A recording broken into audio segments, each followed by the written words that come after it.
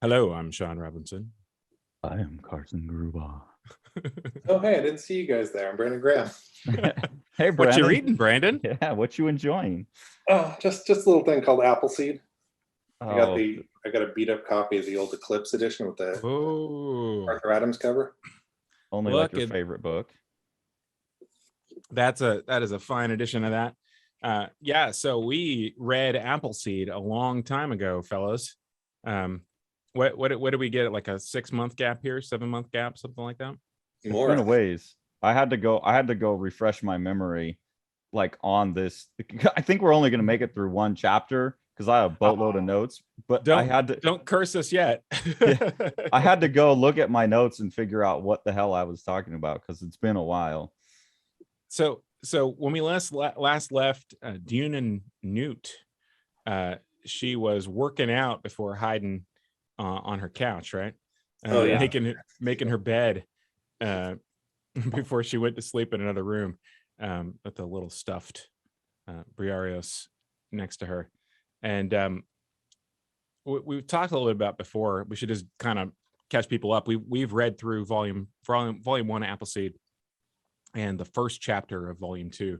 And I don't know, like at this point, would you guys say it's safe to say that this is probably all of our favorite volumes of Appleseed overall, or Volume 2? Yeah, It's Yeah, the most. for sure. I'm still stuck. I think volume 4 or 3. I really like the one. It's a confusing one. One of the later ones.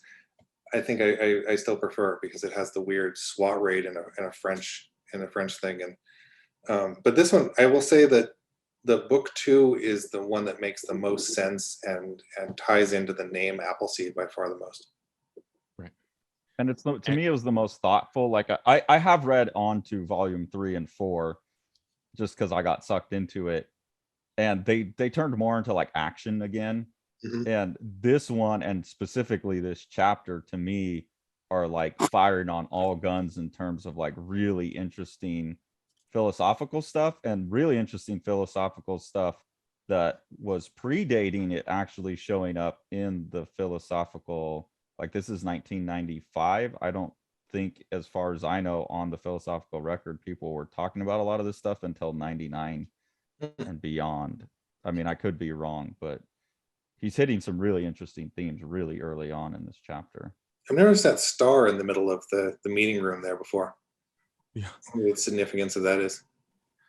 that's very interesting. So this is the meeting room where the counselors who essentially are running the town meet. I noticed just starting off here. Oh, okay, we are on the same page flip. Never mind. Yeah, the I've counselors got to include write to Hitler. Oh yeah, there's probably something to be said about casually putting Hitler into the panel. A little Hitler shout out. Well, you've got to draw 15 people per panel. It's okay if one of them is Hitler. I think that's reasonable from a numeric standpoint. I think that we can all agree that out of every 15 people, one of them is Hitler. Because that mustache is still so common.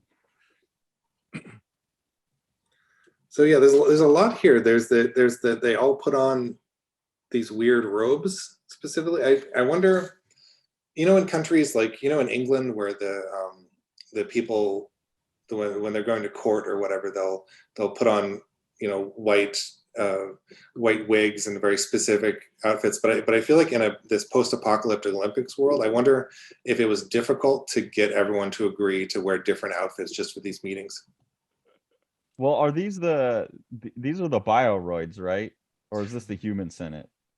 I think it's a mix because Okay. the Bioroids are the guys in the black outfits at the bottom of the right page there.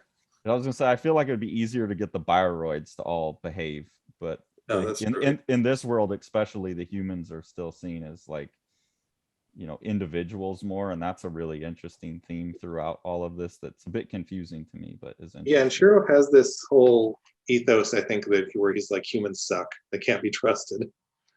Yeah, but his answer over the course of this volume like falls in on itself. I think he's got some vision for what the bioroids are, but then it's never really explained. It's just like humans who behave themselves a little better, I think. Yeah. I don't know. Well, we kind of one of the main things we talked about that last chapter was about how the sort of argument against a lot of the arguments we're presented with is basically competency, individual competency. And it's sort of like a Robert Heinlein sort of approach to characters, that there were certain people who are bigger and stronger and smarter and more competent, and those people will naturally rise up in a situation. And that's sort of the oppositional argument to the sleek future filed off edges that the Bioroids are going to present here. And he seems to think that there's some mix of the two things that they should be aiming for, but then that kind of falls apart on itself. I don't know. We'll pick that apart more as we go. But I just in terms of the dialogue, I mean, this chapter is so interesting to me because it is just like a debate, but they throw out so many, like each panel is like a whole kind of book almost in terms of the thoughts that he's shoving in. Like this one, they're talking about continued possession of military capabilities. And she says, the arguments of the National Rifle Association aside, I feel that restricting landmate sales would help to limit the illegal distribution of military machinery and equipment. And I thought that's interesting because this is something I think about all the time when they talk about, oh, well, you have the right to bear arms. But when that was written, the right to bear arms meant everyone had a musket. And like maybe your town could have a cannon stored in a barn somewhere, but now we don't have the right to bear the same arms that the military does. And so they're talking about these big landmate machines that they go around in. Like, is it really feasible that every citizen has the right to bear one of those and a nuclear bomb? Like, that's absurd when in a modern context. But I don't think it's absurd to think that the NRA would argue for the wide distribution of landmates. I mean, landmates don't kill people. Giant robots don't kill people. You know, it's people that kill people. And sometimes all you need is a good guy with a giant robot. Yeah. Or an AI, and AI will kill people. But we'll get to that. Because he also does make a lot of arguments in this, because he does have that, like the government are basically like testing the limits of people. Like I think in, is it the previous volume, they start drugging veterans basically to see how they react. Right. Yeah. And then the person who does stop them was Dunan.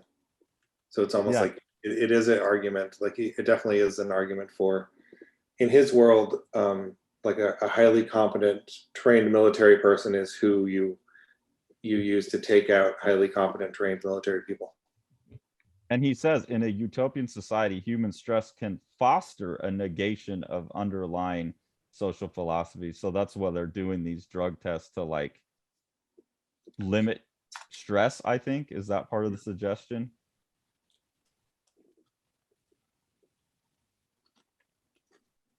Yeah, I think so. Like they're doing these what was the drug test they were doing in the earlier volume? They basically, I think it was Athena, the redhead lady, was basically just drugging. I think it was a very anti-human, like because Bioroids are most of Olympus, and so they're bringing in these people from bad side, the kind of war-torn places that were like these war veterans, to be like, you know, they need more human stock to integrate with the Bioroids for, because I think an issue in it is the humans are no longer reproducing very well in Appleseed. Yeah. And so I think they're trying to create more positive stresses. And mitigation and management of stresses. He's like, we're trying to get the humans to behave as we do ourselves. We must regulate the minds and bodies of the human race. And I thought that was interesting. And then immediately they go to this idea of mechanical stress. My God, this is completely worn out. You should really get some stress measurements done to check for the metal fatigue. That's a fantastic page layout on the right. Say that again. It's a fantastic page layout on the right. I love the tiny panel with just the sun in it that starts the page. And like a lot of space too. Like if you're talking about stress, and then you get this moment of like, And then the juxtaposition of those two things across the same spread is really great. And of course, go ahead. I was going to point out how happy Hitler looks in the page before that. Right here, he looks. He does. He's the only person who's excited about their suggestion. It says the what with the action lines on the page after that. He's just like, he's sideways and looks just ecstatic. Yeah, you're right. Oh, is He's this the- the Hitler you're talking about? He's the Yeah. only one that wants to regulate the minds and bodies of the human race. Yeah, that's true. He's like, finally, this guy gets it. Yeah, speaking my language. Oh, here he is. There's the Hitler. Yeah, Yeah. he looks pretty happy. Like the worst word, Waldo. There's a subtle joke. I never noticed that he's even in that reaction shot. Everybody else is horrified. So Yeah, I didn't notice that. I didn't notice the Hitler. this is a hilarious scene with the replacement of the repairer of her landmate too. Where we get a chance to sort of reverse the competency a little bit. But you see, like, into Dunan's characteristics a little bit, like her competency also does not extend to thinking that she's an expert at stuff she's not an expert in. She's willing to acknowledge that Yoshi, is that his name? Yeah. He's the expert. She's just like, do it. She's not listening to what he's saying. She doesn't really care. He's complaining about the stress that she put it on, or that she jumped out of the window or whatever. She's just like, okay, well, just go ahead and just do it.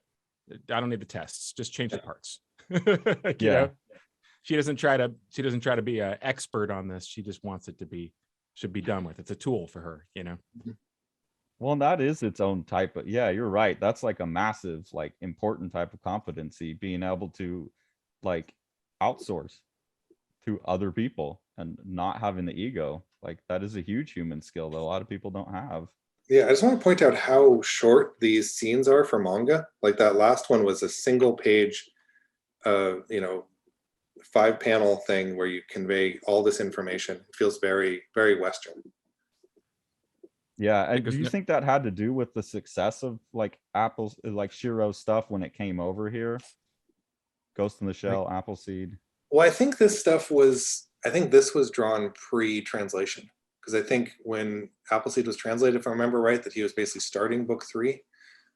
And it seems, and my understanding of Appleseed is it was one of those things that, like, it was released, like the first volume I think was just released without being serialized at all, or maybe all of them were. And it was kind of, it won the equivalent of the Japanese Hugo Award. So it seemed like it was probably not like it feels like a little like A24 or whatever it is. Seemed like kind of an indie artsy thing almost in the manga world, but not, I mean, maybe it didn't quite fit because it's so, even in America, I always have a hard time explaining Appleseed to people because it has this veneer of SWAT robots, but he's actually talking about the human condition and philosophy and things. Yeah, Torrin Smith was on the record as saying that he thought that there was less expansion possible for that first wave of manga than people thought, because there weren't a lot of things that he thought were palatable to Westerners. And he thought specifically that the stuff that he selected, and Appleseed being one of the big ones, were more easily digestible from a storytelling standpoint, that is. Sure. And I think that he's probably right. When you look at the series that came out immediately in Appleseed's wake, you see a lot of stuff that doesn't have the same kind of compressed pacing. And when it was coming out on a monthly basis, I mean, you don't necessarily want to read like Sazen Eyes in a 24 channel chapter installment every month, because there's like 8,000 pages of it total, right? You're never going to get there. It's like, yeah, it was weird when they did old manga like that. It worked somewhat. Area 88, I think, was broken down in good chapters that read pretty well. But yeah, I was thinking of even something like Cyber 7, which is a really good series that was released around the same time as this. It feels like you were meant to read it in trades. Right. Yeah, Cyber 7. I forgot about that one. That's another real fun Eclipse one. Yeah, but also in the same thing that a lot of the Studio Proteus stuff is, it feels like he was going for this manga that was influenced by the West. So even Cyber 7 feels very European. Mm-hmm. Well, and the trades and the issues feel like this is a standard American trade, length and size and everything. Mm-hmm. Like, they're in packages that we're used to. They could put them in those single floppies like you got, that look and feel and read at the pace of what we're used to. I mean, that seems like very smart on his part. Certainly. It's interesting. I really like the thing that Shirow does where he will just he'll write a character's name just on their forehead. Bioroid. Yeah, is Bioroid Hippocrates, I think is his last name. But yeah, it's because he would do that even with like Dunan or whoever, let's have their names written. You know, I guess it's pretty normal if you're like a cop, you'll have your last name or whatever. But it certainly makes identifying the characters really easy. Talk about directionality. So Briareos in the previous page is pointing into the page with himself, pointing at him. And then the same thing on the flip there, you got the Senate and the speakers of the Senate looking into the center, which is also looking into the action of the page. The staging is, you know, fairly consistent on the start of, it looks like the start of the pages anyway. Yeah, I really like the nurse design in the Briar Rose sequence too. She has this kind of white under her hair. Right. Oh yeah. She's like a rogue. Yeah, and I don't know if she ever shows up again, but so it goes. Oh yeah, so back to this parts that I skipped as a 14-year-old. Yeah, but this is the interesting stuff. Like here he's going on about like the human condition, basically, like what type of animal we are. And Sean, me and you talked about this a little bit with Apollo's song, about like if human beings are actually the peak of the evolutionary game. And he's saying, but man is still at heart a weak organism, even if he does use science and weapon to fight the natural universe. They've made an aesthetic of consumption and satisfied countless material wants. He can only really function when he's created an entire society, but material affluence eliminates the needs for cooperative action. It invites isolation and the breakdown of the group. So it's like the core human dilemma is the type of creature you are is going to actually lead you to, at one point, seem like the peak of the evolutionary game, and then undermine your you're going to self-undermine your status. It's like a really it's a great thought, and it's one of those thoughts that's like both there's a simple explanation for it and like a large spun out, you know, philosophical version of it. My youngest kid totally understands this dynamic. He's 4, and so now he's really into tigers and snakes and dinosaurs and things like that. And he was saying something about, he learned about predators and prey, and he said something about, oh, you know, what about this? It's a greater predator than people, you know, and greater than this, greater than that. And I was like, well, we're the best. And he's like, what do you mean? And I was like, well, anything can be our claws, you know, like we can take something with our hands and we can hold it, we can stab it, you know. Right. But for him, he's like, the human is weak, you know, the human is this like lump that doesn't have any claws and doesn't have any teeth. And as a 4-year-old, that's the argument, you know. And I don't think either one of us is right. Right. But it does feel like looking at an ant when you could be thinking of the ant colony as what accomplishes something. Right. Well, and the ant's claws don't undermine the ant. Like our claws that we add on and have made up, that's what they're pointing at, is it's undermining our success as a species in general. And that's, I think, the unresolvable question he's trying to resolve throughout the book, but I don't think he ever gets there. Well, the Bioroid Council are naturally biased towards cooperation. You know, they're the sort of, if you want to take this into like a sort of battle of the sexes kind of thing, I mean, this is the cooperative, like, you know, the Bioroids are sort of the more feminized version of society. And of course, Dunan is representing the, you know, the more individualistic, you know, stereotypically masculine, rugged individual. Well, I don't see it as masculine versus feminine. I wrote on this page here that it's a individualist versus communal, just world philosophies. And they definitely have the Bioroids are synthetic human beings, and they have this community driven thing, and she's the strong individualist, and I'm personally a strong individualist too, so I always like grate against these communal things. But they're trying to solve it, because that is the major, like, I think, philosophical question of all time, is how to create a unity that also preserves individuality, right? And they say we need independent individuals who can feed back into the harmony of the whole. We need individuals with the ability to mold a utopia and live within it. And I don't know, that question always continues to haunt me, because fully giving into the community is a dissolution of the self in my mind. And you're like, okay, if I could dissolve myself into the totality, that would be a utopian state. But then you're gone. The individual's gone, so you wouldn't enjoy that. Like, how can you wish for something that you're not still there to enjoy? This chapter is like just poking right at that. Yeah, it is fascinating. It is an argument. It's certainly an argument against kind of communism. For and against it in a way. It's weird.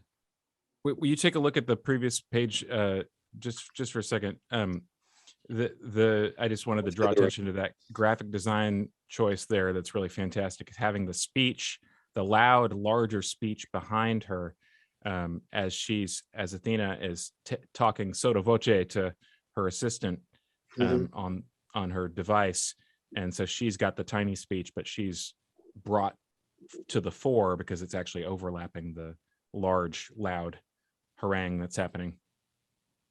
So Brandon, what did you think was an argument for communism? Oh, I misspoke. It's an argument. I was saying is Shirow's take seems very anti-communal, like, or just, I mean, I guess he wants a society, but he wants a communal society, but it definitely seems that he is pointing out all the flaws that is being created by having that. Because I also don't think, I feel like he doesn't have a lot of faith that the Bioroids will solve their problems. And it reminds me of the end of Nausicaa a little bit. At the end of Nausicaa, there's a bunch of people really fighting. There's kind of these people that have preserved themselves for hundreds of years from the old world before it went post-apocalyptic. And they're basically saying, like, we can save the human race and keep going. And Nausicaa says, like, oh, maybe the human race just had its time. And that's kind of a little bit of what I feel like from this Appleseed too. Yeah, and I think he's very well aware that, like, you can't come down on either side of it. Like, both sides, the individualism and the communism, are both bad answers, and they keep trying to find this mid ground, and that keeps falling apart. Like, here is another panel that I thought was like a whole philosophy paper condensed, and then it's just freedom breeds isolation. That's the lesson of human history. Equality creates nothing but the death of the individual. What we need now is to gather individual units that can regulate the range of their equality. And, like, God, like, is that a conversation we need today, right? Like, that's what the current, like, that's what we're all battling over right now. Yeah, very much so. And the strategies that we put in place now of, like, trying to create individual equality by putting everyone into groups. I call it homogenization through bifurcation. And that's always a funny strategy to me too. Like, oh, yeah, we're going to ensure equality by making sure you're in a group. Yeah, it definitely is. Yeah, it's interesting too, because then you get into the question of who makes the decision to rein in other people's decision making, which I think is the problem in his council meeting, right?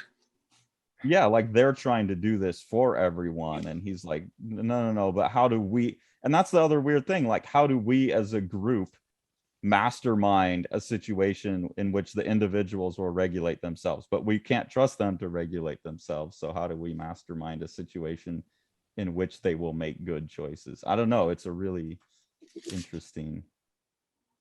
This spread has so, one of my favorite single panels in here when they actually boot it out and they're in the grass there. It's really nice to have a reprieve from all the sort of middle shot stuff where you get to actually see their environment. These cool little, like Chinese style lions up in the corner with the ferns growing on down on the ground, and these, like, sort of pathetic looking nuded senators that no longer have any power temporarily as they're locked up for their suggestions.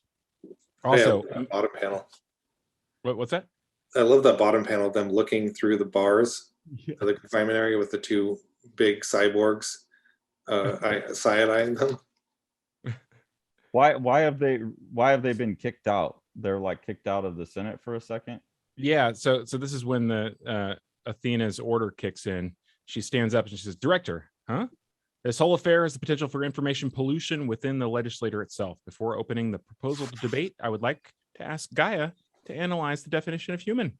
Okay. No, I'll arrange for that myself.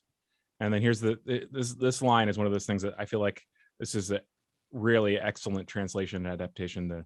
Clearly this problem exceeds our jurisdiction. Just in case, I would like the elders to remain available for the present. I ask for your available. understanding, gentlemen. Right. So the issue is, so it's basically Bioroids that put themselves in a situation where they're making decisions for the human race, and they're trying to figure out what is appropriate for them, decisions for them to make for the human race. But I like that they like, we're going to keep you available, basically lock you up. Yeah.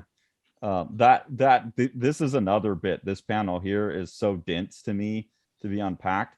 This is one where I think he was prescient. He's talking about information pollution. Mm-hmm. In 95, I think is really, really, really prescient. And the philosopher Luciano Floridi talks a lot about the infosphere as like an environment that we all live in, and that it can get overly polluted with information. And that's part of like what our public utilities and stuff need to maintain, is a lack of informational pollution. But that's like really recent philosophy, so that Shirow's getting to that in 95. And then he goes into analytic philosophy, which is like, let's get the definition of human. And like, we all know that that's unanswerable, right? Yeah. But yeah, it's a stalling. I mean, I think that's Athena's stalling tactic. Rather than just say, we're going to arrest everybody and toss them into the jail, let's ask the computer to tell us what a human being is. Yeah, but I think it tips the computer over into crazy at some point, right? Like, that's where the story goes, is you ask the computer, X is a human if and only if X meets condition da da da da da da, and you ask it to generate conditions, it's gonna like, okay, fuck these things. Okay, we're past the dense chapter. Not as bad as I thought. So let's keep going then, huh? We talk about establishing shots. Good God. Yeah, boom. Yeah, that's a fantastic one. And I like that at a certain point, I think in the previous book, he talks about how they had to invent a new type of material to even make these buildings structurally sound.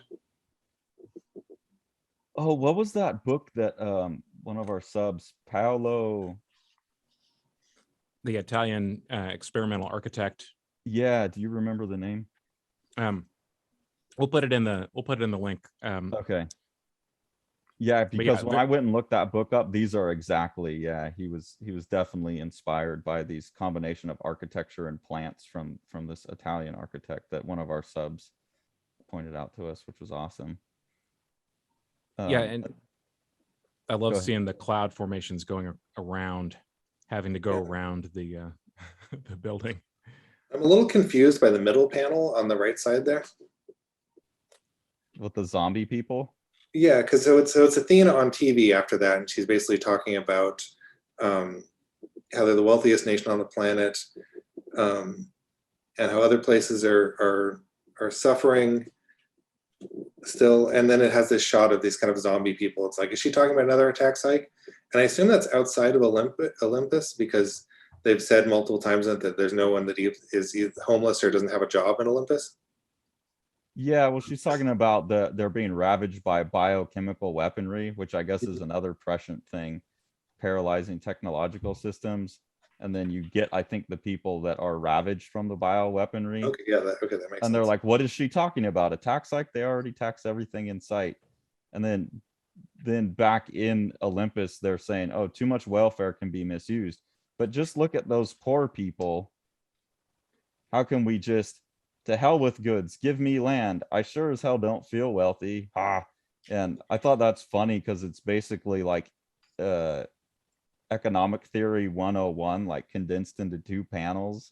Yeah, like the poor versus the wealthy, and should we give welfare? And no, like, goods are fake, just give me land. I'd rather have tangible goods than fake money. Like, there's a lot packed into those 2 images. yeah, it's interesting. I think I need to kind of engage and absorb a lot of the stuff in this issue more, because when I was younger, I remember thinking of, because there's so much like police, kind of like so much kind of American police stuff, and I remember thinking of Shiro as kind of like having kind of a right-wing mentality, but now I look at this, I'm like, I think he's just thinking about very complex systems in ways that my brain was not used to thinking about when I was 15.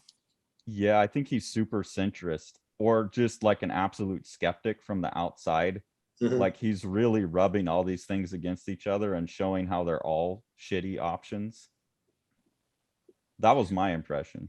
Yeah, but yeah, bringing up Robert Heinlein, I think definitely is something just of somebody who is, I mean, Shiro and Heinlein both seem like very competent people who Right. kind of, their work is just about like, why aren't more people competent? And this is the Right. problem with incompetence. Yeah, no, definitely. And Dienan seems to embody one of the chief Heinlein principles, which is espoused in one of his books, Time Enough for Love, which is he tells a story in Time Enough for Love about a lazy man. And the lazy man never wanted to work. And so when he's in the Navy, he figures out more efficient ways to clean the deck so that he can stay in his hammock. And then when he gets out of the Navy, he finds out more efficient ways to do different things so that he doesn't have to work anymore, you know? And like each of these steps that he takes sort of, obviously like he improves things for everybody as he's going, you know? And Dienan has a little bit of that too. Like she doesn't do things unnecessarily. She doesn't like lift weights because she wants to lift weights. She wants to be strong.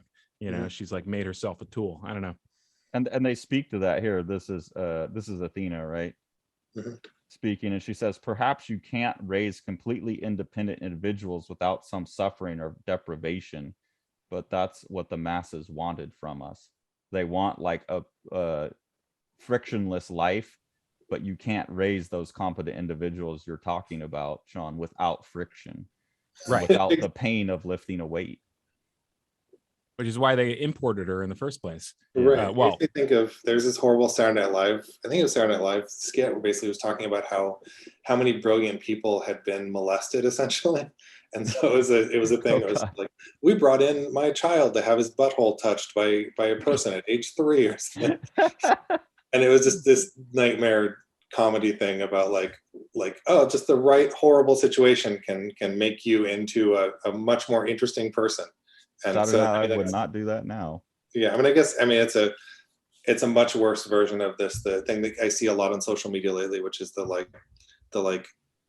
you know, strong men make for good times, that make for weak men, that make for rough times, that make for, you know, it's kind of this cyclical Joe Rogan idea.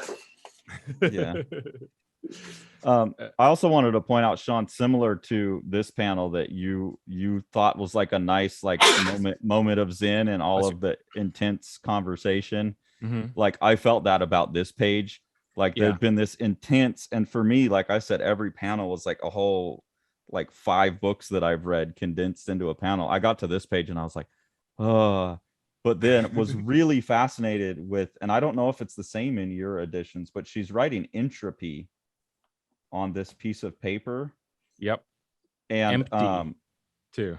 Yeah, and going back to that idea of information pollution, that's Luciano Floridi's core way of defining like the human endeavor is to fight informational entropy, because from a mathematical standpoint, information is mathematically equivalent to energy, and you can talk about entropy the same between them. And he has like the core human ethic of making meaning as a way of organizing and battling entropy and lowering that informational pollution. And so that really jumped out to me, like, why is she writing that note, you know, that she's battling that within her society as well. And I got, again, like, God, he's like so far ahead of. So how would you define information pollution? Well, I mean, that would be, it's like a super mathematical thing that I wouldn't be competent to describe, but he's talking about, well, let me think about the best way. Like, if you think about a completely white screen, that's like super low entropy. There's no variation, and there's no, like, if I look at the back of this, there's no variation. So you only have like one possible thing that could return no matter where you come and say, give me a color. It's always Mhm. going to be yellow. And so you don't need any organizing principles around that either, right? It's just you take the one Because you thing got and you, complete homogeny. yeah. But there's kind of two factors there. There's the organizing principle and then the potential return. Okay. And you can graph those two. And then you can imagine, like, if I split it into black and white, I could have two options, but I could either organize it around all white here and all black there, which is a way simpler organizational principle, right? You saw all the white goes on this half and all the black goes on this half. Or I could completely randomly distribute like a white noise screen, Mhm. and then you still have the same amount of options that could return, but the organizational principle is way more entropy in it. There's a it's called algorithmic entropy. It's a way more complicated. You'd have to describe each point. You couldn't write a simple algorithm that said put everything here and put everything here. So there's those two kind of factors against. I don't know if that makes any sense in a quick description. Okay. And I then think- you imagine like the full rainbow, right. and you could organize it in a rainbow, which would be high options but still low organizational principle. Or you could do it randomized, and then you would have high options and high organizational principle.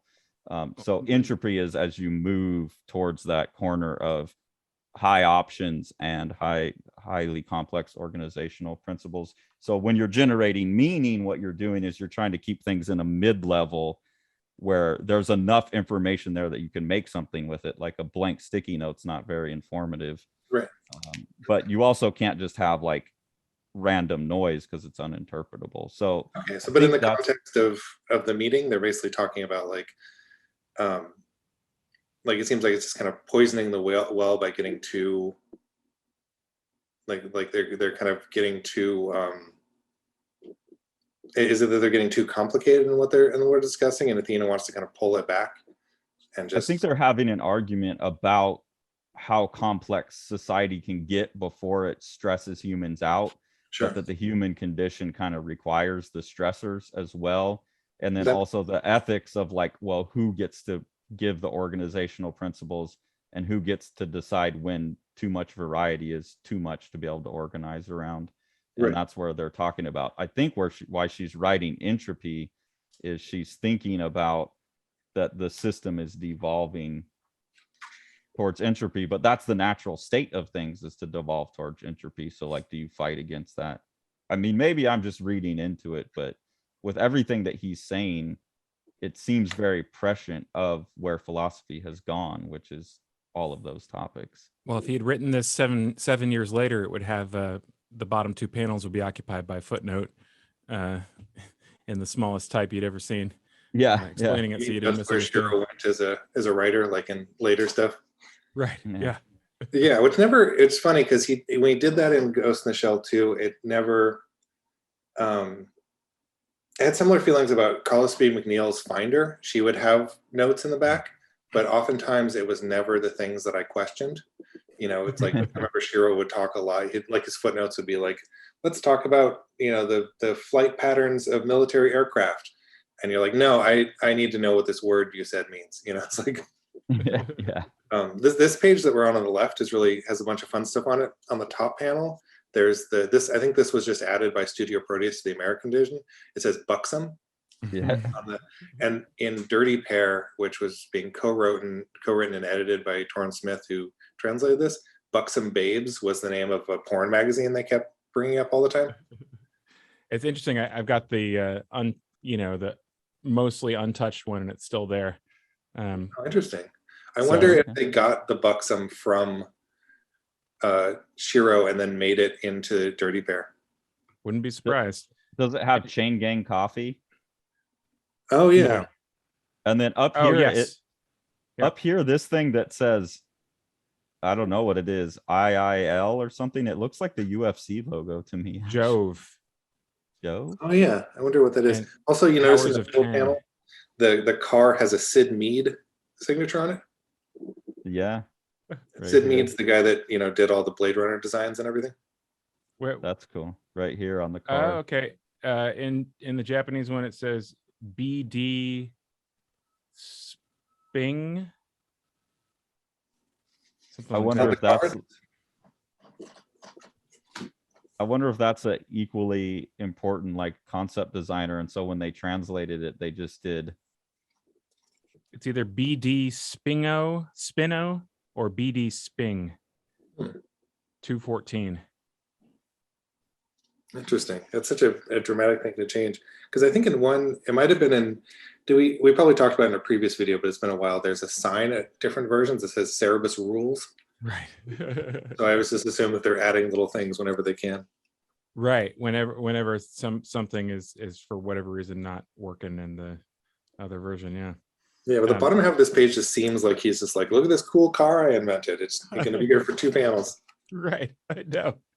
That I was gonna say that these past couple pages are fairly representative of the nightmare that a detail-oriented person has if they decide to be a comic artist. I mean, just think about the amount of things that he's either had to design or steal in order to put together just this page right here, like the street vendor coming down with the cart, and with all the goods in the back. The robot pulling it, yeah. The robot pulling it, right? I don't think you can see on the screen, but it actually says vendor on the right. Yeah, it does. There's like a poster back here, some graffiti, a motorcycle. The car. I mean, if you're the type of person who's always doodling car designs to yourself or whatever, maybe you just include an extra vehicle in your thing. But I mean, to me, that just looks like a nightmare. Like I haven't had a hard enough time keeping track of a real life car that I've driven myself and have a toy of on my desk, Well, and then you add in that he's like over top of all this, still running this like intensely dense, like political, philosophical conversation. And it's like, no wonder this dude just like eventually was like, fuck it, these are unanswerable questions. I'm drawing porn.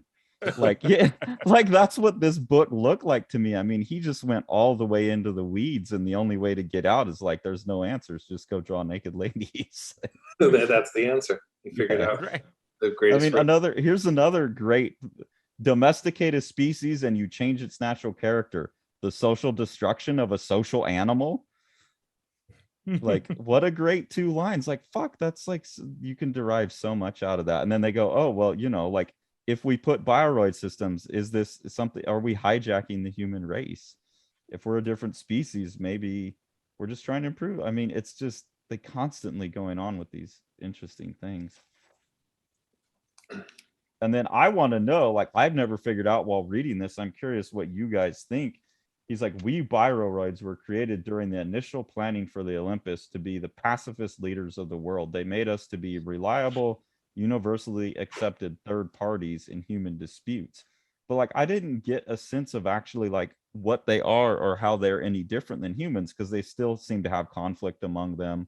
They still seem to have individual personalities and goals. Like, yeah, but their extremes are filed off. They're all derived from the same stock, and the characteristics that were not successful were pruned through multiple generations. So because they do this selective breeding or whatever, they can just make sure that they're not breeding with each other. It's not like they have a kid, so they can prune useful characteristics that are not along the lines of what they're looking for. So they're just like emotionally neutered. I think that their extremes are less extreme. Like they're less like, he doesn't really go into saying exactly what they are, but that's certainly the implication what Sean was saying. But it's like, you need to know what they are to understand what the solution they're trying to present is that if you neuter the human extremes, then you could get a state where we're still individuals, but we could all get along in our individuality. Mm-hmm. And so like, should we go neuter them all, or do we need to bring in the deneutered? Is that what Dunin is, the deneutered? Yeah. She's like refreshing the population. Is that why the name is Dunin, deneutered? Fascinating.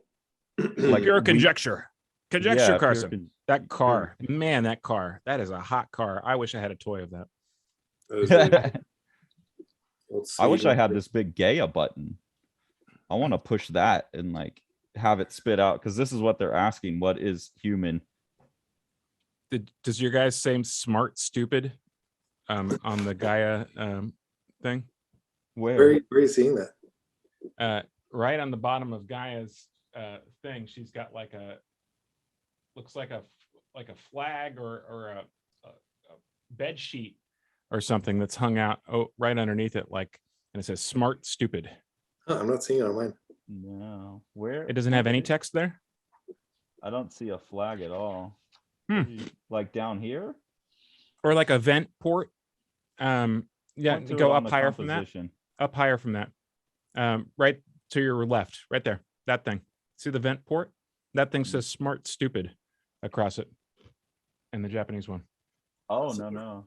Oh yeah. And it's just blank in the American one. No. Well, that's interesting because it's talking about the computer being like computationally smart, but emotionally stupid. You know, like the question, what is human? Like you can't answer that on computational terms. Like it's too stupid to answer that question, but it could do a huge computation. Yeah.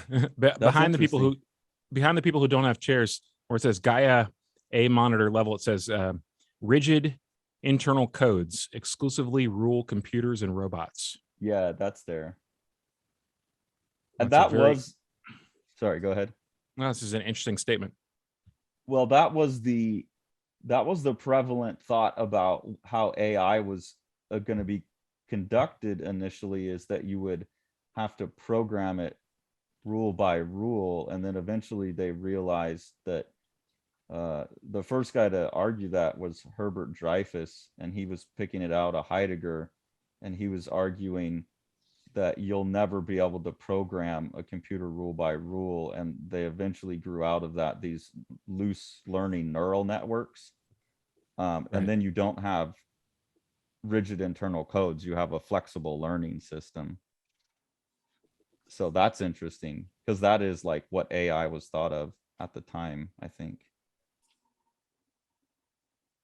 And it's a stupid system. It's not smart. It can't solve the problem, because they're going here and they're like, we need more time to answer the question, right? Mm-hmm. It says Gaia is asking for more data, and there's no more data to figure out what is a human. Yeah, and that's why it's stupid. It's like entirely data derived, and like you have to be able to interpret the data, and that's the meaning generating anti-entropy thing that humans have, that, you know, the assumption is computers may never have. Like you need a strong AI to have that, and if it's just rigid internal codes and not an adaptable system, it will never be able to interpret data. It can only calculate data. I wonder why the guy has pens in his pocket. The bearded guy that's kind of in charge of the Gaia thing has got a bunch of pens in his pocket, and I wonder if I guess this was done in the 80s, because I feel like having a modern version of that where there's not like post-it notes around or anything. I don't know. Having been around some programmers, this looks fairly familiar to me. This looks similar to the Googleplex in Seattle. They all have pocket protectors and pens. Yep, whiteboards, pens, and otherwise, fairly sterile, like a, combination of a living room and a locker room and a math classroom that doesn't have any students in it. He's got to be able to scrawl his sassy little message on the whiteboard. That's sassy little message. The page after that, I really appreciate that they wrote the whole shebang on the top right. A panel about that. He's saying the whole shebang: Bioroid design, early childhood training, education, right through the grave. Shebang. Yeah, and it's interesting that they would still.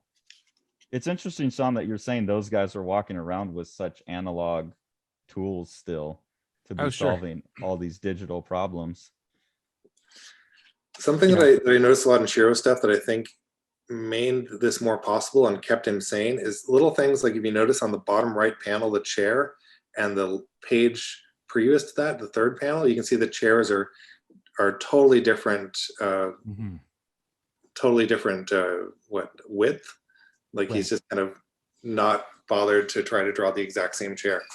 And potentially height too. And these ones have Yeah. arm rests. Those ones don't necessarily, and they don't touch the ground either. They look like they're floating, so he doesn't have to draw. Yeah. Yeah, he doesn't bother with consistency between panels often. Unless it's the car that he designed and he wants you to know, and he wants the toy manufacturer to have 3 views of it so that they can. Yeah, I wonder if the Smeed car with suicide doors. I'm flipping back and forth with it here now. It's pretty basic. I guess he doesn't have to draw that back weird, like individual wheels that have all the mechanisms sticking out. It's a cool design. Yeah, it really is. Yeah, You can tell that he studied insects. So many of his designs have a real, sort of insect quality to them. This almost has like a beetle kind of hugging the ground sort of look to it, a slight dome to it, and that sort of hug in the front. Or is it more like a insect head almost? Yeah. He definitely decided he didn't want to draw the tread on the rest of the pages. Yeah. Or their emotion, so you wouldn't see it. Oh yeah, I imagine it's the motion, but I love this suit. And like the rendering here, this is a great drawing. Yeah, the lighting's really nice there too. Just giving her Hitomi that big old circular highlight on the top. And the reflective, you think that's like a leather or it's like a shiny, Yeah, some kind of leather vinyl thing with like a vinyl. Yeah. She's got a big ass collar for how much neck is still showing, but yeah, that is remarkably 1980s outfit. But I like it, like the rendering of like Sean, like you're saying, the lighting and then the tone down in here, like texture is awesome. And it's cool in panels past that you see, and the outfit only exists for one page, but he kind of gives it all that cross hatching and then never again. He's just like, it's smaller, you don't have to worry about it. Yeah, you know what it is. It's also it's an interesting storytelling choice he did on the bottom left of that right hand page, where she's handed a piece of paper that you would be able to clearly read, but Shiro hasn't bothered to actually write it out clearly, and so she's reading it in her thought balloon. Right. So it's just kind of nonsense scribbles. Yeah, also smart. I know he probably didn't know he was being translated yet, but if you know you're gonna be translated, that's a good ass strategy right there. Yeah, it might have been just because they're meant to be speaking English, I know, because Yunan and Bioroid are American. And so it might have just been him being like, this is for Japanese readers, it's in English. I don't need to have the proper thing. We'll just have her reading it in Japanese. And is all this Gaia A block stuff that's in the original art because it's an American environment, or were those? Yeah. Yep. Okay. Although block is spelled BLOC. Yeah. Here. Okay. Same there. Yeah. Okay. I think that's the correct That's the correct. He has this if very you're talking about going out to hunt the predator military guys, which seems kind of strange for like a military, or if it's like, in Olympus and they have all these it's weird security guard look. Hitomi only comes to his waist, so he's like 11 feet tall. Yeah. Yeah, I do like the scale. That works. Yeah, it works great. We're the crazy people who are spending 5 minutes per page on it, right? It's not like this is the intended way to read it. No, but that, I mean, as a drawing, that just I love that whole image. Yeah. One of my favorite. If you did images. it to scale, you'd have part of his head chopped in, and it would be a mess. Yeah, I love this establishing shot too. Man, he just really knows when to do it. Yeah, that's something I think of as a very Japanese thing, that kind of full body of a character kind of overlaying over a panel that they're in. Mm-hmm. And he's doing the thing again where their names are on their chests. Hitomi has hers on her shoulder, and Yoshi has his on his chest. Right. It says PE Crystal Pickup. Does it say something different in yours, Sean? No, PE. No. Yes. It says Pico E pickup. Oh, okay. It says P.E. crystal pickup. No crystal. And he keeps that the same here. And then here he just scribbles. Oh, it's backwards. This one got flipped. This is backwards. It's written backwards. Oh, Because that interesting. has the Pico pickup Yeah. on that one.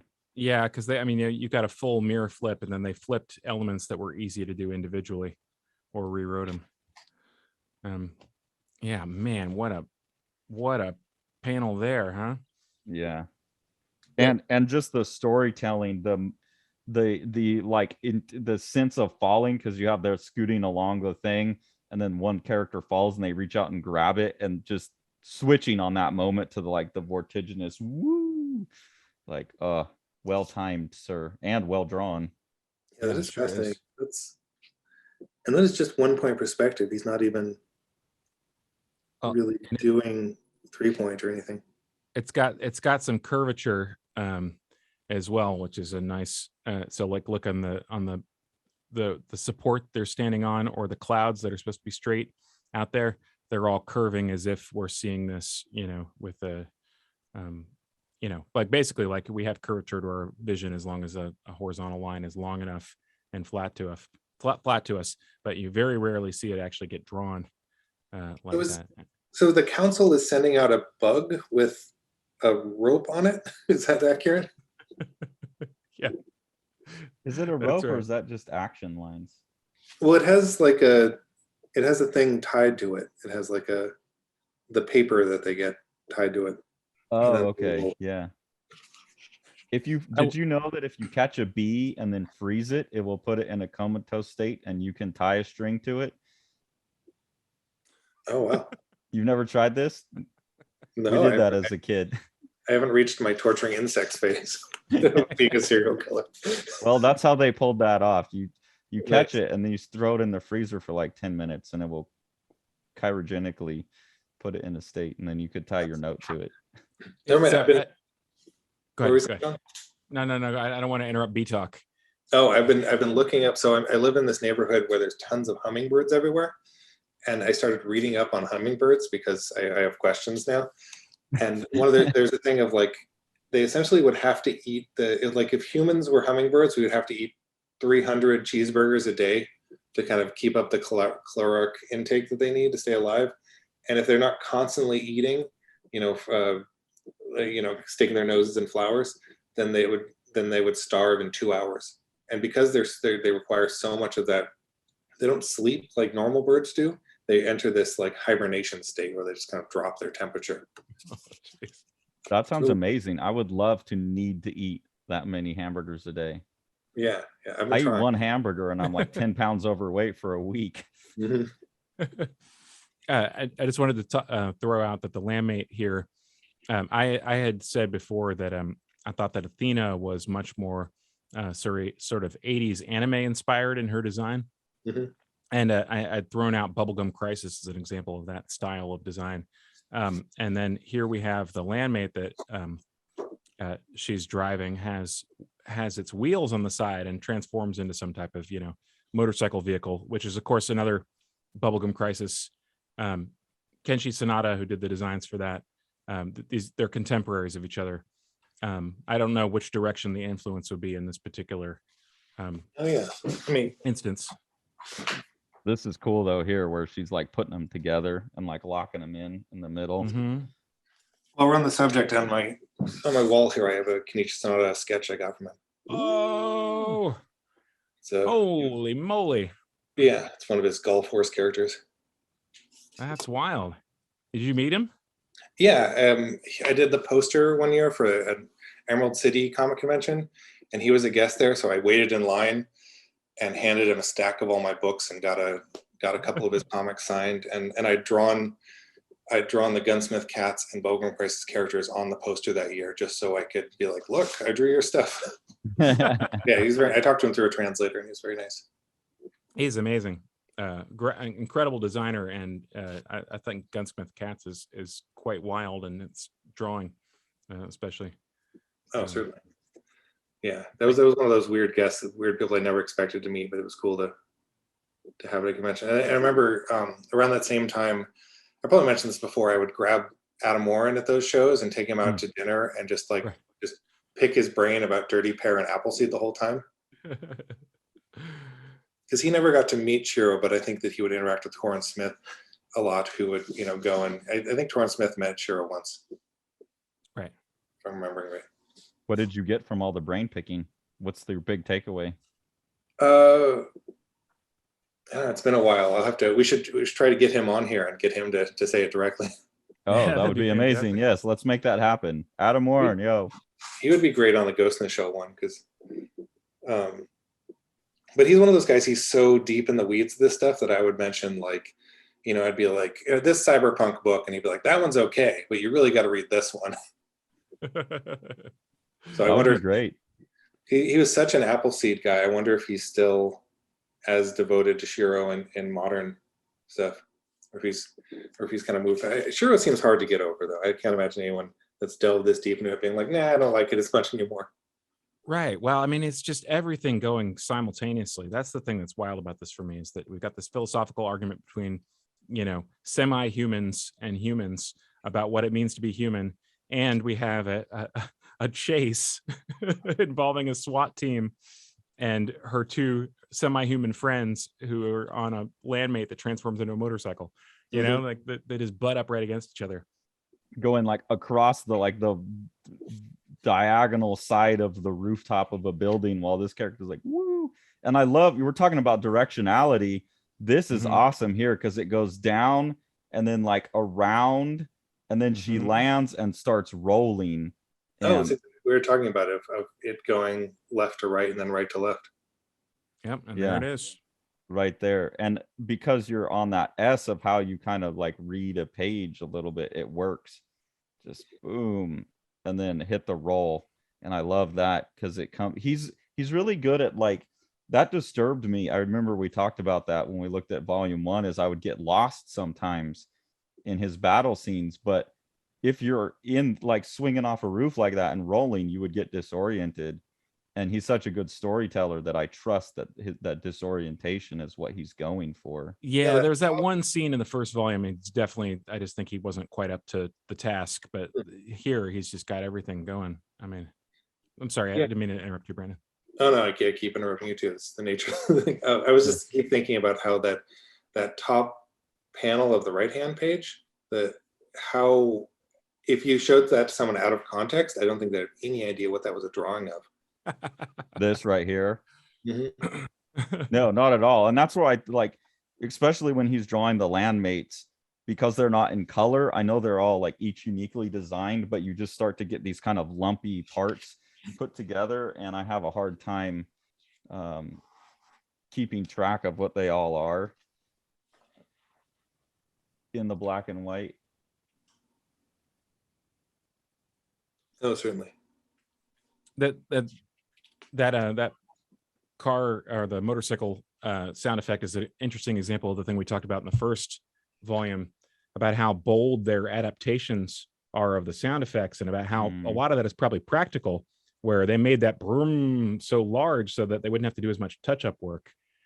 So they were able to cover up the Japanese effect with a much more dominant effect, and ends up having a very loud kind of sound to it, which, I don't think is better or worse, it's just different.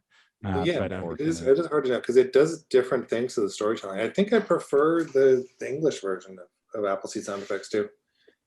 Because it is really like part of the storytelling, where in the Japanese it feels like kind of a lesser part of the panel. I like that. I always like the Japanese sound effects because they look more like what's going on to me. In this case, it's the Japanese ones are in perspective, which is interesting. I really like that aspect. They're angled and flattened so that they're traveling with the sound, and that's, they're flattened out to the viewer in the English adaptation. Just different. It's interesting. Yeah, it does look like really cool techniques. There's something in the middle right hand panel of the right hand page. You get these circles that he's drawn that is basically like kind of lens flare. Yeah. Well, because the sun is behind her. Right. because they're in the landmate looking up at her, right? So they're seeing it through the landmate. They're looking through the visor, right? Because they've tumbled now. Boom, boom, boom, and you get like, here's the underside of the visor. Or the foot.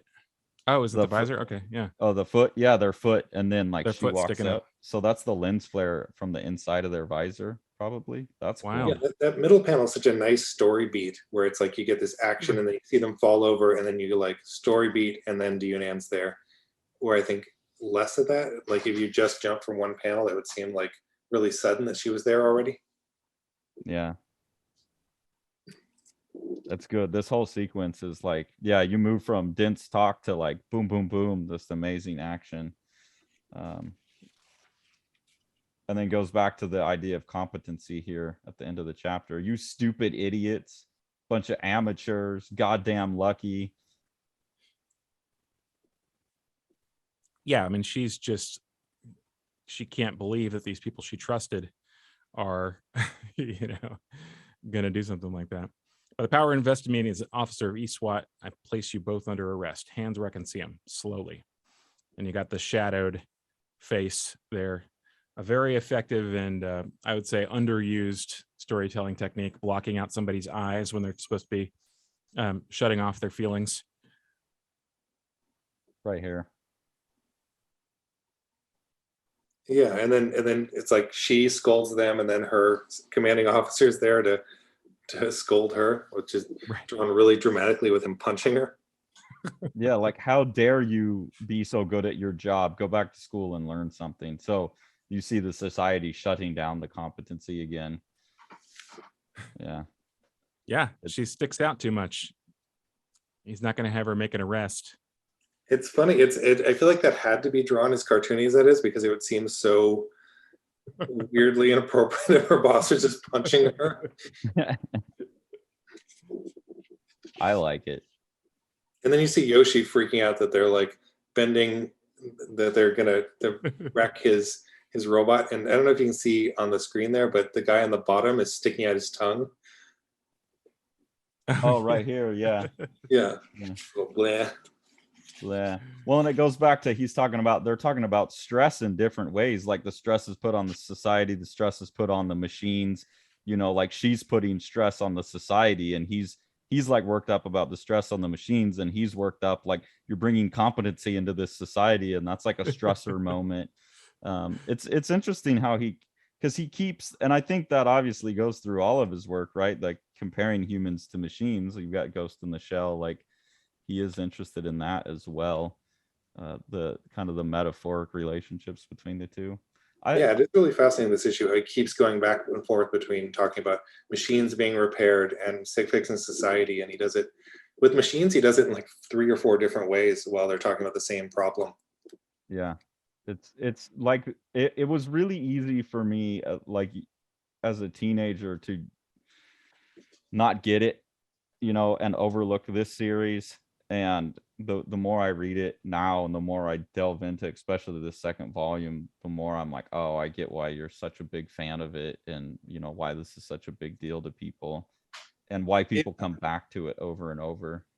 I mean, a big part of for me is I don't understand a lot of it. Like, I think even talking to the two of you, you're getting a lot of things of it, or especially understanding more of the philosophy than I do, because there's stuff that I will get the gist of and then just glaze over and be like, anyway, there's a robot with motorcycle parts. Yeah. It's funny. I don't think of him as viewing the totality of his work. I don't think of him as a showman in the same way of a lot of really flamboyant cartoonists are. I think that the way that he sort of switches gears in this one is as close as he ever gets to that, until he hits his porno comic stride, because it's not, maybe it's not, maybe I'm kind of overestimating it, but like the action sequences being slotted in with these things, it's a little bit more of like a presentation than when he really just drills down and is like, this is the thing that I'm obsessed with, and I'm going to give it to you, uncut. It's like, it's not diluted, because you're getting a straight shot of it, but then you're getting something different for long enough that you can, you can synthesize or think about the other stuff. Yeah, I mean, that seems to go through all of his work, this kind of contrast. Like whenever he tells a story, it's always like very big ideas about the human condition mixed with action sequences. But it seems not like a salesmanship or showmanship on his part. That seems like legitimate interests, like both. Like he really loves both. And he sees them as interrelated. Like he sees the mechanics as interrelated to the human condition. So his obsession about the details of like the car design and how cool they look when they're driving, like seems of a whole to me, and that's what makes it work. It's not like, hey, I want to say this heady thing, but people aren't going to listen unless I have shit blowing up. Like, and Brandon, you've called him a genius, and I think that's kind of part of what makes that happen, is that it's all really honest and really tied together in his mind, whether we can figure it out or not. Like it's a complete unit for a reason. Yeah, and what's really fascinating too is that basically the only thing that modern Shirow is known for doesn't really exist very much in these. It's like drawing sexy ladies.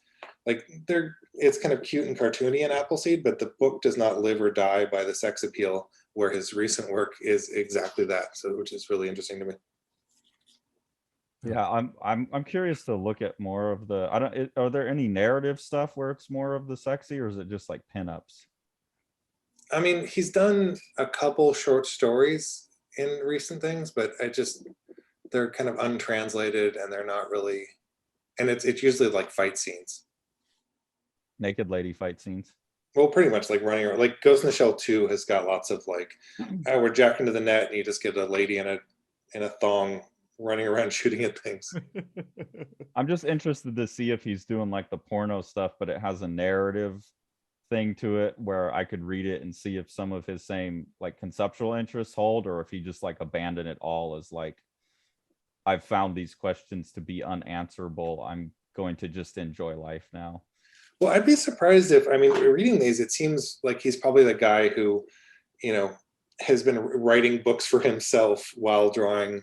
He's like, I'm working on, here's a picture of a teenager in a shiny underpants, and meanwhile here's my thesis I've been writing about the human condition.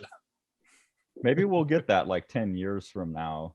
It will be like, and here's the thing he's really been working on. Yeah, I wonder. I probably complain about it a lot, but it's always frustrating to me that the adaptions of his work get more traction than the actual work, because I feel like all the other Ghost in the Shells are like, I find them really dumb compared to his stuff. Yeah, I felt they shear off, and nobody takes the entirety. Everybody takes some slice of it, Sure, and tries to synthesize it, like using just a portion. But yeah, the effect is that hodgepodge aspect of the competing interests and everything. Not that I want to like put anybody into sort of like a mental cul-de-sac or whatever, but I think one of the things that's like intriguing about him on a sort of global way is just that he is not a orthodox thinker, that he is somebody who is just committed to his interests and willing to put them onto the page the way that they are. I think I'm totally wrong about the showman thing. I think you guys are absolutely right. It's just that he's this is just happens to be where his interests align with mine the most. I mean, definitely yeah. It's fascinating what, like, you get like the Rob Liefeld or something got a lot from Shirow, but he didn't get, he wasn't reading the council scenes and like, interesting, No, definitely not. But like Liefeld, I believe, like, he's doing exactly what he wants to do. He legitimately finds that stuff exciting. And in the same way, I think Shirow probably legitimately finds those aspects that exciting. He's just linking it to something bigger in his mind. But I think he gets off on like the cool action scene with the cool car just as much or more than he gets off on the other stuff, for sure. I wonder if Shirow is at what point, or if he was ever very aware of his work being kind of inaccessible to some people and dense, or if he's just like, because I certainly, I was thinking with my own stuff, I'll have things where I'm trying to tell the clearest, most straightforward story I can, and I'll have people just be like, with Prophet specifically, people are always just like, I don't know what the hell's going on here, but it's interesting. And his stuff is so much more dense than mine that I wonder if he's going through it just being like, well, some people will get it, I mean, Or over the just course purely selfish. over the course of his career, do you like, because I haven't read everything like you have, do you see him like bending and pulling what he's doing to accommodate, or does it seem like he's just maintains? It's really hard to know because he has a book like Orion, which is in some ways more visually accessible because it's all just magic, but then he gets into the weeds the way he does with Appleseed, but about his fictional magic systems that he's come up with. And I often think that Appleseed and the Ghost in the Shell are essentially the same story, but even with the character archetypes being the same of Diana and Briarrose and Bato and Kusanagi, but he's made it more like he's readjusted for where the world is actually going. In Ghost in the Shell? Yeah, it's more digital, where Appleseed was more physical. Okay, that makes sense. I definitely got the sense in the third and fourth volume of Appleseed that it was like, let's just blow stuff up a little bit more. Yeah, I'm interested to go into those ones again because I suspect it'll be like this where we'll just blow stuff up, but also engaging in world politics. So I remember there's a sequence where Dionan gets really mad and starts yelling at basically like a French politicians about how they're affecting the whole world by only thinking about themselves. I'll be interested. I'll have to. But by the time we get to those, because I'm gonna have to call it here pretty soon. I got a work obligation, so we've still got like we've still got like 1 or 2 more episodes to get through. All of this. Well, we'll see if we can do it in one, because otherwise we won't ever make it to 3, 4, and 5. Right, half of 5, I think it is. Half of 5. Okay.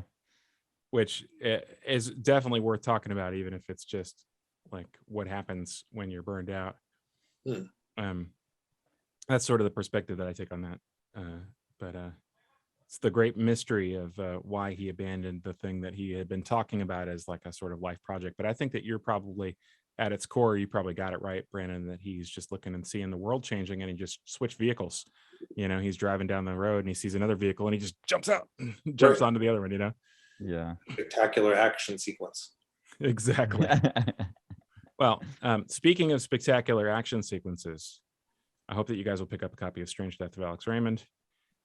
You can watch a 4.5-page argument where people are shaking each other's hands. 6 page. As a philosophical disagreement / metaphysical conflict. We were really pleased to find out that Strange Death of Alex Raymond was nominated for Eisner Award for Best Reality-Based Work, and really appreciate that nomination, and appreciate those of you guys who are able to vote for the one that you like. It's a great category. There's a lot of great books, and Brandon, thanks for all of your help with the book. It really was tremendous to have, your pull quote and your help in sort of connecting us with people in that, and that was a huge thing for us when you agreed to help out. Oh, certainly, yeah, it's a fantastic book, and I keep telling more and more people to track it down. I was happy to.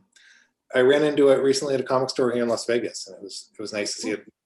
Alternate Reality had it nicely displayed, and I pointed out to the guys working there. I was like, "Oh, it's so cool to see that book here," and they're like, "Oh yeah, it's great." Awesome. Well, thank you, Alternate Reality in Vegas. Yeah, and Brandon, did you deface it? Oh yeah, I should have, but sign the pull quote. Yeah, I got the pull quote. Let me get that. They actually have they switched locations, so I don't know if I saw it at this one, but I know they have a Dave Sim original that they had on the walls of their old location. Wow. Along with a Jack Kirby. It's worth checking out. If anyone's in Las Vegas, they have a Jack Kirby Black Panther original on their walls. Wow. Okay. All right, go check those out. My favorite Jack Kirby, the black skin tight suit, right there with the guy who lives on a planet with the apes. Also enjoy that one quite a bit. Oh, Kirby. I just started going through this, by the way. Oh, look at What is that. that? That looks The, nice. the Mark big book Evanier. on Kirby. My favorite thing about it is actually the end cap or the inside cover is just shows his desk. I keep looking at this thing like this guy did this amazing artwork and just this like, you know, place that looked like someone was just like, you know, doing their taxes. And, you know, this is like a take away all of your excuses photo. Yeah, it's just like this Oh, dungeon with a man. fireplace. Yeah. Fantastic. Where are the chains? Yeah, where are the chains? I think They were all mental. yeah, there's a lot to discuss about Kirby, but we'll probably talk your ears off for enough. No, that's fantastic. So once you're done picking up Strange Death and Rain Like Hammers, next thing up on your list is Mark Evanier's new book on Kirby. So awesome. Well, thanks for talking, guys. I feel like I'm a little full of synthetic human now. Not because I've been eating them, but No, that's after. That's after. Have you been eating Soylent? Sean's that's eating the fifth. Soylent. That's the reason he didn't finish the fifth volume. Is all the cannibalism that was going to happen. It just Oh yeah, it's like, I couldn't have another bite. Time to take a break. Exactly. All right. Awesome. Well, I gotta get running, guys. I gotta go deal with real people, sadly. Not internet people that I like. Okay, I'm gonna go